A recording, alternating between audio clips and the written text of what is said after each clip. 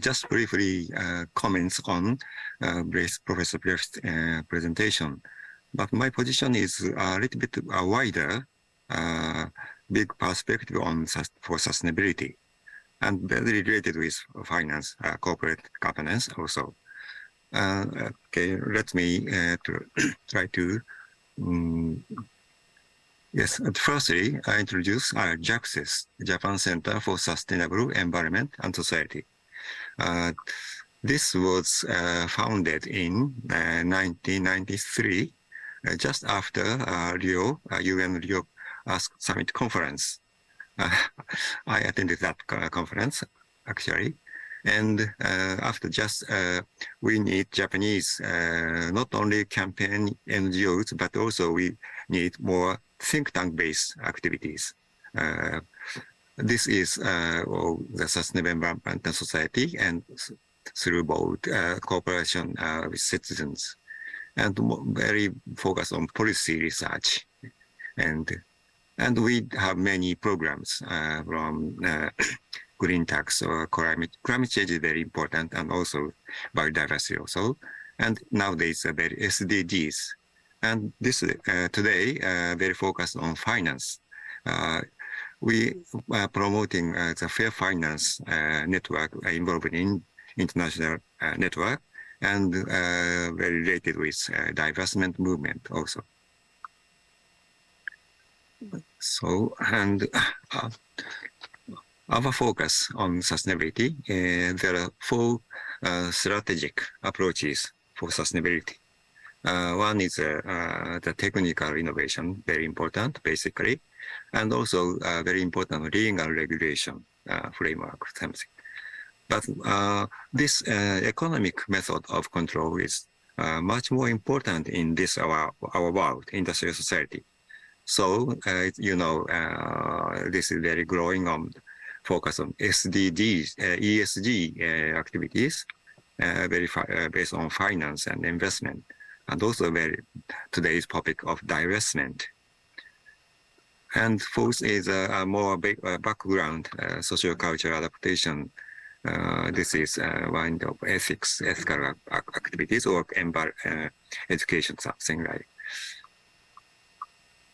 And now we are very focused on this finance area. In Japan, we are Fair Finance Guide published every year, and make a ranking for very target on big bank and also insurance companies, and their comparative from environmental standard or also social aspect. And this is very leading to both companies for sustainability. It means especially climate change. Are there any activities? But the bank is very important for investment or borrowing or supporting big companies. So the bank is a very key actor in our economic or finance situation. So we are now focused on this one. And also the fair finance is not only banking, but also that some of our big companies related to climate change.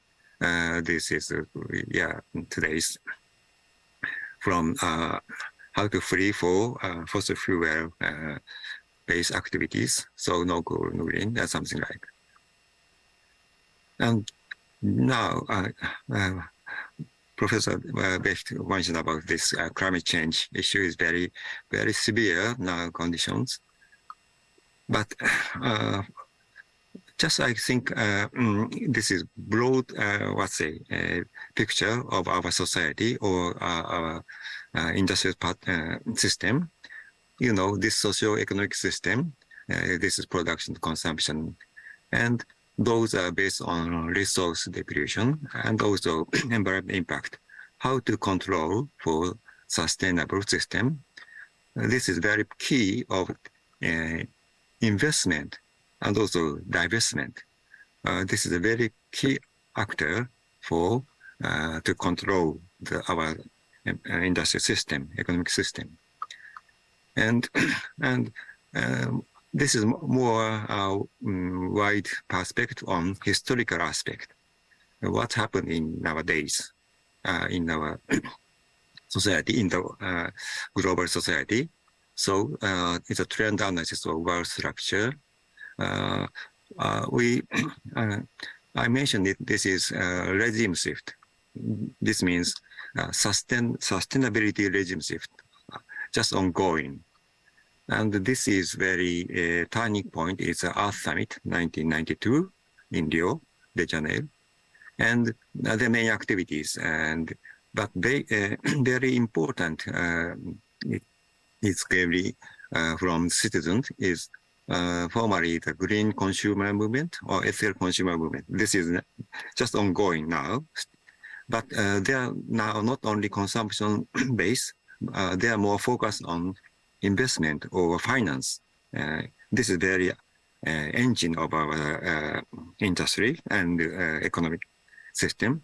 So this is a very key word of CSR, corporate social responsibility, or social responsible investment. UN is very promoting this, you know, the very famous Global Compact activity from 2000. And ESG activities and many principles ongoing. So those are very related with especially climate change. You know, UNFCCC just finished in Egypt conference. And they are now very focused on disclosure of finance disclosure related with climate change.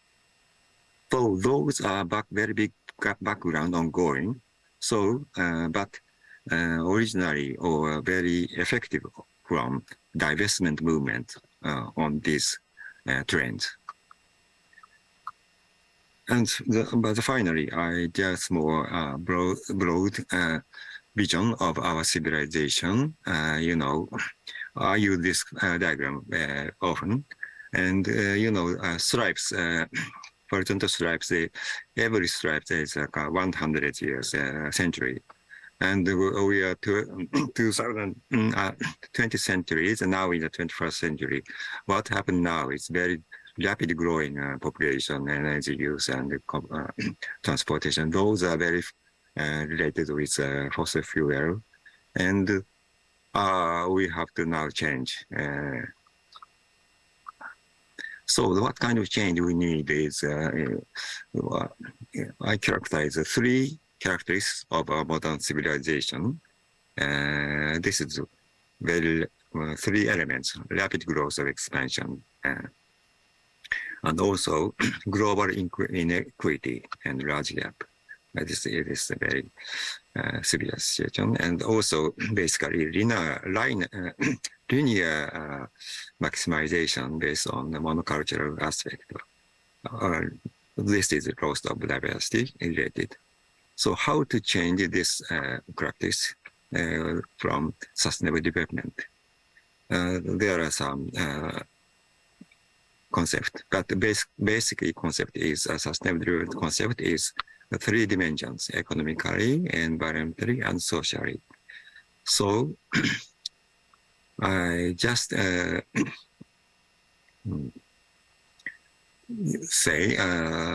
the conclude of the what we need is a comprehensive sustainable approach from micro level to macro level. Those combinations are very important in nowadays. And now today's session is mostly based on enterprise business sector. But originally, the first one is production system to change. And also our idea of the personally lifestyle, ECGI, environmental consciousness. Those are very important for this pressure. And also these are more internationally, regionally planning or national level. And also international cooperation, very important. So we need more, what to say, comprehensive relations between micro level and macro level. And the very target on the environment, cooperatives, communes, and also industry sectors. Economic sector is very important.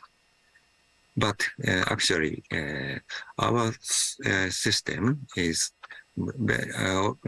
basically very original with the business companies, government. And but nowadays, the citizen movement is very important for pressure on the control. So next coming, our society will be a new mixed socio-economic system. We have to shift. Those shift is very important activities, is voices from active involvement of citizen movement. And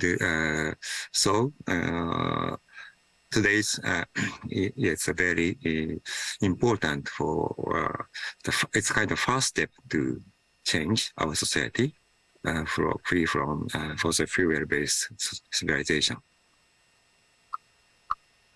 And so finally, this topic is very focused on divestment movements, and related to divestment. So the comments and discussion is one is are there any different divestment effect among society, different countries' political system? You Professor mentioned about the companies, big companies kind of pledge are very important to start, but the background is more complicated. Is different countries' political system related with divestment movement internationally. So what kind of differences in between in international society? And next one is how the COVID nowadays is very fluctuating, unstable world now, and especially COVID-19 and just now Ukrainian crisis affecting. And I think this is very direct to European countries. So this in this new phenomena or unstability, what kind of situation are going on? Divestment movement, it's very accelerating, or some reaction or a backlash. There needs something happen probably in. And finally, the more broad aspect on what kind of possible strategic developments in this world, relationship between investments and divestments for a sustainable corporate governance. So that's all my comment. Very wide range aspect, but we'll discuss more detail. Thank you very much. Thank you, Furusawa-san. It's a very comprehensive comments, and lastly, he raised 3 questions. So that at first, let me ask Marco to reply to his comment as well as the question. Yep. Marco, please. Yeah, so first of all, thank you very much for the comments. Let me maybe start with your last question, which is, of course, about Ukraine and the war in Ukraine and the spiral in the increase in energy prices and the reaction we've seen by governments around the world. So in the short run, it's, of course, absolutely necessary to support the households that have no choice of becoming more energy efficient or insulating their homes in the short run to help them over the shock. Those who can't afford to pay should be helped. And I think that's what most governments that can afford it to a large extent have done. So I'm obviously in favor. Now, in some sense, what this shows you, though, is that we have to double down on the energy transition. So I was surprised to see that people have made commitments to spend a lot more money on defense. I mean, I can see that that is necessary, but in some sense, they haven't made similar commitments to energy efficiency. So insulating houses, installing heat pumps, all these things that you can do in order to actually push forward to make good on the net zero commitment. So I hope that this is going to change. I will put in the chat an announcement that's come out about Germany committing to heat pumps, actually investing a large amount of money into heat pumps. So I think that that's really the challenge. And that links to another question that was put on the chat. What do I think about COP27? I again think it's, of course, very good that the rich countries, rich being largely equivalent with the largest fossil fuel emitters in the past, so those who have really had most responsibility in causing the problem, that they help out those that can least afford it to mitigate the effects of what's happening. But what's even more important is, and what I was really missing, is a commitment to actually making good on those commitments that I showed you on the chart. Now, the Biden administration, President Biden, he's probably gone furthest in this. I think the kind of money he has pledged to energy efficiency in the US is really leading the way. And instead of Europe, for example, complaining about the US becoming so competitive in this field, what Europe should do is it should match this US commitment. And the same, of course, goes for Japan. I mean, I've been here now for 3 weeks, and Japan is wonderful. But if I may say so, I think Japan can also do a lot more in order to actually make good on that net zero commitment. So I'd probably leave it here, Hideaki, at this stage. Okay. So as for the comment one, Furusawa-san is concerning about the different divestment effect among different countries. Are there any reply on this point? Marco. Could you repeat the question, Hideaki?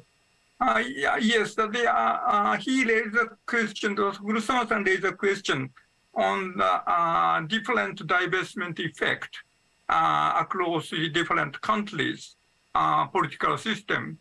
So are there any difference of the divestment effect across the country? What determines this effect?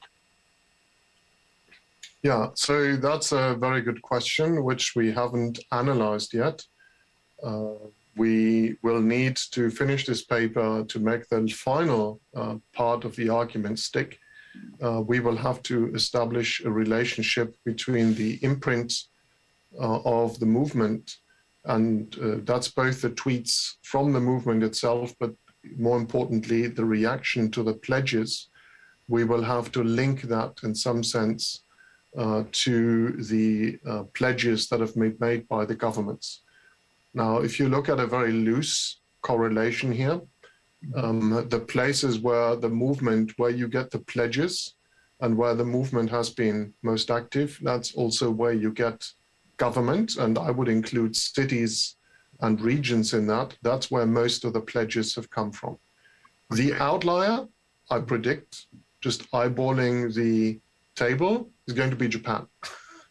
Because Japan has made, the government has made a commitment, but as I've argued, there's nothing in Japan in terms of pledges, and the 350 org movement in Japan is very mute. So Japan is, in some sense, an outlier. Okay. So that including a Japanese case, understanding the different effects of divestment is the further your research agenda. Okay. The other question which Furusawa-san raised is the possible strategic development in the relation between investment and divestment for sustainable corporate governance. It's a slightly large question. Are there any reply or comment on that? Well, if you apply the logic here and you think about other issues that we have, you could see how the same narrative logic could apply to other pressing issues. I mean, as you know, Hideaki, I gave a speech in Brussels the other day to open the responsible the Responsible Capitalism, ECGI Responsible Capitalism Summit. And I picked two topics. One is health and sugar, and the other one is plastic pollution, which of course is related to fossil fuels. Right. So just to stay on plastic pollution, which is of course a massive problem in Asia. You know that most of the plastic pollution is brought to shore in Asia, but also given that Asia is so keen on fishing and consuming fish, the oceans are extremely important in Asia. So plastic pollution should really be a #1 topic. We know who the main plastic polluters are. I could see how you could launch a campaign called plastic free, and that you have exactly the same, where you have a movement that asks to divest from companies that are the main plastic polluters, in exactly the same way that you use the narrative to push fossil free. Now, by the way, and I will stop after I said this, if you look at the risk statements in the annual reports of the top plastic polluters and the companies whose market value depend on selling you drinks that contain too much sugar, public policy on plastic and on sugar, health namely, is listed as a risk factor by these companies. Right. So as soon as investors start to believe that these companies actually have to take the sugar out of their drinks or use different packaging other than plastic, there is going to be a negative impact on their share price. So if you believe that governments are going to do something, you should actually be divesting from these companies. But that's the difference between the moral outrage divestment that I've been talking about and the rational divestment, which is to say, I want to mitigate risk, and actually plastic pollution and unhealthy food is a risk factor. Okay, thank you. Then the rest of time is limited, though. The rest of several minutes, let's move to the question and answer session. So we have several questions. First question is a CO2 concentration issues, and I think we'd better to move to Marco has already answered these CO2 concentration issues, so that let's go to a broader question. First question is about the results of COP27, which was held recently. So are there any comments or impression on the result of COP27, Marco and Furusawa-san? Marco, well, I've already said something on this, so maybe Furusawa-san wants to go first. Okay, so Furusawa-san, do you have any comments on the result of the COP27?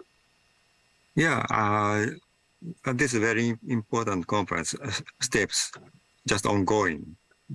And the situation is not so, let's say,